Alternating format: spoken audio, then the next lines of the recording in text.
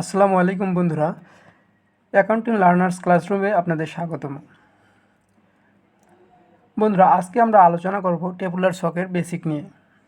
তো টেবুলার ছকটা কী এবং কিভাবে তৈরি করা হয়, ছকটা কীরকম হয়, এই বিষয়গুলো আজকের ভিডিওতে আমরা দেখব। এর আগের ক্লাসে আমরা হিসাব সমীকরণ নিয়ে একটা ভিডিও তৈরি করেছিলাম। সেখানে হিসাব সমীকরণের সম্পূর্ণ বিস্তারিতভাবে আলোচনা করা হয়েছে। হিসাব সমীকরণটা কী এবং কোন কাজে লাগে সবগুলো বিষয় ওখানে তুলে ধরা হয়েছে। তো এই ভিডিওটি দেখার আগে আমি অনুরোধ করব আই বাটন থেকে আগের ভিডিওটি দেখে আসার জন্য। তো এখন আমরা আলোচনা করব টেবুলার ছক কী। টেবুলার ছকের মাধ্যমে মূলত আমরা একটি প্রতিষ্ঠানের যে মোট সম্পত্তি এবং দায় ও মালিকানা সত্ত্ব সমান থাকে সেই বিষয়টি তুলে ধরা হয়। তো এই ছকটি তৈরি করার জন্য একটি ফর্ম আছে। সেই ফর্মটি এই যে তোমরা দেখতে পাচ্ছ। টেবুলার ছকের প্রথমে থাকবে তারিখ, তারপর সম্পদের অধীনে থাকবে একটি প্রতিষ্ঠানে কী ধরনের সম্পদ থাকতে পারে সেই সম্পদগুলো। প্রতিষ্ঠানের নগদ সম্পদ থাকতে পারে, ব্যাংক অ্যাকাউন্টে ব্যালেন্স থাকতে পারে, এছাড়াও স্থায়ী সম্পত্তি, আসবাবপত্র, যন্ত্রপাতি, এই অন্যান্য বিষয়গুলো থাকতে পারে। তো এই বিষয়গুলো আমরা এখানে কোনগুলো নিয়ে আসব সেটা হচ্ছে আমরা আগে প্রশ্নপত্রে দেখব যে কী ধরনের সম্পদ একটি প্রতিষ্ঠানের মধ্যে আছে। তারপর সেই অনুযায়ী আমাদেরকে এখানে নগদ, ব্যাংক, আসবাবপত্র বা অন্যান্য যেগুলো থাকবে এখানে নিয়ে আসতে হবে। এরপর হচ্ছে দায় ও মালিকানা সত্ত্ব। দায় ও মালিকানা সত্ত্ব এর আগে আমি বলেছিলাম যে দায় হচ্ছে দুই ধরনের, একটি চলতি দায় আর একটি হচ্ছে দীর্ঘমেয়াদী বা স্থায়ী দায়। সে দায় যদি প্রশ্নপত্রে দেওয়া দুই ধরনের দায় দেওয়া থাকে তাহলে অবশ্যই এখানে উল্লেখ করতে হবে যে দীর্ঘমেয়াদী দায় কী আছে, ব্যাংক ঋণ আছে না অন্য কিছু আছে, অথবা চলতি দায় কী আছে, প্রদেয় হিসাব নাকি প্রদেয় নোট। যে বিষয়গুলো এখানে উল্লেখ থাকবে সেগুলো এখানে নিয়ে আসতে হবে। যে এখন আমরা শর্ট করে একটা দিছি, প্রদেয় হিসাব আমরা নিয়ে আসছি। এর বাইরেও যে বিষয়গুলো থাকতে পারে সেটা হচ্ছে প্রদেয় নোট থাকতে পারে আর ব্যাংক ঋণ, এই বিষয় দুটি থাকতে পারে। এরপর আসি মূলধন বা মালিকানা সত্ত্ব। আমরা আগেই দেখেছি বর্ধিত সূত্র অনুসারে বা বর্ধিত সমীকরণে মালিকানা সত্ত্ব হচ্ছে মালিকানা সত্ত্বের অধীনে চারটি বিষয় আসে। সেগুলো কি?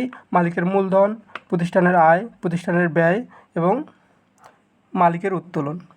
এই বিষয়গুলোর যোগ বিয়োগ করার মাধ্যমে আমরা মালিকানা সত্ত্ব নির্ণয় করতে পারি। তো সেই অনুযায়ী প্রতিষ্ঠানের মালিক কিছু নিয়ে আসলে এখানে চলে আসবে মূলধন সেকশনে। প্রতিষ্ঠানের আয়গুলো অর্থাৎ অর্থ উপার্জন যে খাতগুলো থেকে করবে সেগুলো এখানে আসবে আয় খাতে। যে খাতগুলোতে ব্যয় করবে সেগুলো এখানে আসবে এবং মালিক যদি কোনো কিছু উত্তোলন করে বা নিজে ব্যবহারের জন্য গ্রহণ করে সেগুলো উত্তোলন সেকশনে চলে আসবে। এই টেবুলার ছকটি ভালোভাবে বোঝার জন্য আমরা ছোট্ট একটি অঙ্কের সমাধান করব। তো তোমরা স্ক্রিনে দেখতে পাচ্ছ যে অঙ্কটি, সেটি হচ্ছে পিকে এন্টারপ্রাইজের মালিক জনাব জয় সিমেন্ট ব্যবসায়ী 2017 সালের জানুয়ারি মাসে তার ব্যবসায় লেনদেনগুলো নিম্নরূপ ছিল। কী কী ছিল? জানুয়ারি 1, এমআই সিমেন্টের নিকট হতে পণ্য ক্রয় 50,000 টাকা। তো তোমরা দেখো এখানে 50,000 টাকার কী ক্রয় করছে? পণ্য বা সিমেন্ট সে ক্রয় করছে, যার ফলে আমাদের কি হয়েছে? আমাদের ব্যয় সংগঠিত হয়েছে। ক্রয়ের ফলে এক ধরনের ব্যয়, সে ব্যয় সংগঠিত হয়েছে 50,000 টাকা। আর যেহেতু এআই সিমেন্টের নিকট থেকে ক্রয় করা হয়েছে, সেহেতু এআই সিমেন্ট আমাদের কাছ থেকে 50,000 টাকা পাবে, বা সেটা হচ্ছে আমাদের প্রদেয় হিসাব, যে টাকাটা আমাদেরকে পরিশোধ করতে হবে। তাহলে তোমরা এখন বলো কীভাবে এটা লিখব। আমাদের প্রদেয় হিসাব বৃদ্ধি পেয়েছে কত? 50,000 টাকা। এরপর আমাদের কি বৃদ্ধি পেয়েছে? ব্যয় বৃদ্ধি পেয়েছে। ব্যয় বৃদ্ধি পেলে কি হবে? 50,000 টাকা মাইনাস হয়ে গেছে। আর হ্যাঁ, এখানে তোমার সূত্রে বা তোমার সমীকরণ নিশ্চয়ই দেখেছো যে প্রদেয় হিসাব, তারপর মূলধন এবং আয়, এই তিনটি বিষয় কি হয়? যোগ করতে হয়। আর দুইটি বিষয় বিয়োগ করতে হয়, সেটি হচ্ছে ব্যয় এবং উত্তোলন। আর এই ব্যয় এবং উত্তোলন যতগুলো এখানে আসবে সবগুলো এবার ব্র্যাকেট অনুযায়ী দেখাতে হবে। এখানে ব্র্যাকেট মানে হচ্ছে মাইনাস ফিগারে দেখানো। তাহলে এটা কত তারিখ ছিল? এটা ছিল জানুয়ারি 1 তারিখ।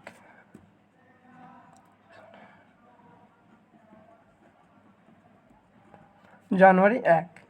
এরপর কত আছে দেখো, 3 তারিখে আছে প্রিমিয়াম সিমেন্টের নিকট 30,000 টাকার সিমেন্ট ক্রয়ের ফরমায়েশ প্রদান। দেখো এখানে ফরমায়েশ প্রদান করা হয়েছে, এখানে কোনো ক্রয় সংগঠিত হয় নাই বা কোনো আর্থিক লেনদেন সংগঠিত হয় নাই, যার ফলে এটি কোনো লেনদেনই নয়, যার ফলে এটি কি এখানে আসবে না। এরপর 5 তারিখে বলছে ব্যাংকে জমা দেওয়া হলো 20,000 টাকা। এখন আমরা যখন ব্যাংকে টাকা জমা দেই, আমাদের ব্যাংকের হিসাব বা ব্যাংকের অর্থ বৃদ্ধি পায় এবং নগদের অর্থ আমাদের কমে যায়। সেটা হচ্ছে কত তারিখ? 5 তারিখ। 20,000 টাকা আমরা ব্যাংকে জমা দিয়েছি, যার ফলে আমাদের কী হয়েছে? নগদ অর্থ কমে গেছে। 20,000 টাকা আমাদের হচ্ছে ব্যাংকে 20,000 টাকা অর্থ বৃদ্ধি পেয়েছে। এখন তোমরা দেখো তো এখানে এই দিকে এবং এই দিকে অর্থাৎ সম্পদ পার্শ্ব এবং দায় এবং মালিকানা সত্ত্ব পার্শ্ব কি প্রতিটি লেনদেনে সমান আছে না? এটা এখানে দেখো এদিকে কোনো অংশ নাই, আবার এদিকে প্লাস মাইনাস করে 0 আসতেছে। এবার এইখানে যদি দেখি এদিকে কোনো অংশ নাই অর্থাৎ 0 ব্যালেন্স, আর এইদিকে প্লাস মাইনাস করে আমাদের টোটাল কিন্তু 0ই আসতেছে, অর্থাৎ প্রতিটি লেনদেনেই দুই পার্শ্ব সমান থাকবে। এরপর 10 তারিখে বলছে মাসিক 5,000 টাকা বেতনে একজন কর্মচারী নিয়োগ দেওয়ার সিদ্ধান্ত গ্রহণ করা হলো। এখানে নিয়োগ দেওয়ার সিদ্ধান্ত গৃহীত হয়েছে, এখানে কোনো লেনদেন সংগঠিত হয়নি। যদি ওই 5,000 টাকা বেতন ওই কর্মচারীকে প্রদান করা হতো সেক্ষেত্রে সেটি লেনদেন হতো, তো এটা এখানে আসবে না। এরপর বলছে 15 তারিখ হচ্ছে দোকান ভাড়া প্রদান 3,000 টাকা। আচ্ছা, দোকান ভাড়া যেহেতু প্রদান করা হয়েছে তার মানে আমাদের নগদ অর্থ কমে গেছে, আবার দোকান ভাড়া বা ভাড়া ব্যয় আমাদের সংগঠিত হয়েছে। তো ভাড়া এক ধরনের ব্যয়, সেহেতু এটা হচ্ছে ব্যয় বৃদ্ধি পেয়েছে, আর আমাদের কী হয়েছে? নগদ অর্থ কমে গেছে। লিখি তাহলে নগদ অর্থ যেহেতু কমে গেছে কত? 3,000 টাকা। 3,000 টাকা আমাদের নগদ অর্থ কমে গেল। এদিকে কী বৃদ্ধি পেয়েছে? আমাদের ব্যয় বৃদ্ধি পেয়েছে। ব্যয় কত বৃদ্ধি পেয়েছে? 3,000 টাকা। তো দেখো এই ব্যয়ের সেকশনে ব্যয় যখন, তো এখানে ব্যয় বৃদ্ধি পাওয়ার ফলে এটা মাইনাস ফিগারে দেখাতে হবে ব্যয় সেকশনে। এর পরের লেনদেনটি কি আছে? পরের লেনদেনটি হচ্ছে 20 তারিখ সিমেন্ট বিক্রয় করা হয়েছে 75,000 টাকা। তো সিমেন্ট বিক্রয় 75,000 টাকা করার ফলে আমরা নগদে 75,000 টাকা পাইছি। কিসের বিনিময়ে পাইছি? আমরা বিক্রয় করছি বা বিক্রয় থেকে আয় হয়েছে। তাহলে এটা কিভাবে আমরা লিখব? এটা নগদ সেকশনে আমরা 75,000 টাকা বৃদ্ধি করে দেবো, অর্থাৎ প্লাস করে দেবো 75,000 টাকা। আর আয় সেকশনে অর্থাৎ বিক্রয় থেকে যেহেতু পাইছি সেহেতু সেটি একটি আয়, সেই ক্ষেত্রে আয় সেকশনে 75,000 টাকা বৃদ্ধি করে দেব।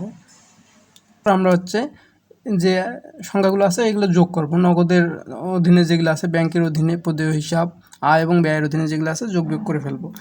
তো এখানে 20,000 আর 3,000 হচ্ছে 23,000। 75,000 থেকে 23,000 বাদ দিলে থাকতেছে আমাদের 52,000। এরপর এখানে শুধু 20,000 আছে, তো 20,000 এখানে যেহেতু কিছু নাই, নীল বা কিছু নাই। এরপর প্রদেয় হিসাবে আছে 50,000, মূলধন নাই। তারপর আয় আছে 75,000 টাকা আমাদের আয় হয়েছে বিক্রয় থেকে। এরপর ব্যয় কত আছে? ব্যয়গুলো হয়েছে 50,000 আর এখানে 3,000, 53,000 টাকা ব্যয় হয়েছে। কোনো উত্তোলন মালিক এখান থেকে কোনো উত্তোলন করেনি।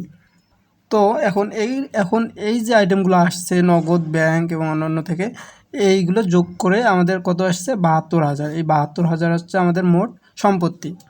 আর এদিকে দায় ও মালিকানা সত্ত্ব অংশে প্রদেয় হিসাব অর্থাৎ দায় এবং মূলধনের অংশে, মালিকানা সূত্রের অংশে টোটাল যে এই সবগুলো যোগ এবং বিয়োগ করে আমাদের টোটাল 52,000 আসতেছে।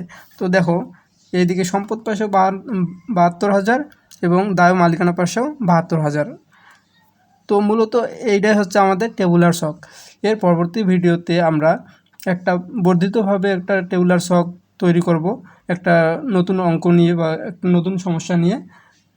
তো এই ভিডিওটি ভালো লাগলে অবশ্যই একটি লাইক এবং কমেন্ট করবা। তোমাদের সমস্যা যদি কোনো থাকে বা কোনো কিছু না বুঝে থাকো তাহলে অবশ্যই কমেন্ট বক্সে লিখে দিবা, পরবর্তীতে আমরা সেটা নিয়ে আলোচনা করব। আর ভিডিওটি তোমাদের বন্ধুদের সাথে শেয়ার করতে পারো, এই ভিডিওটি দ্বারা উপকৃত হতে পারে। ধন্যবাদ।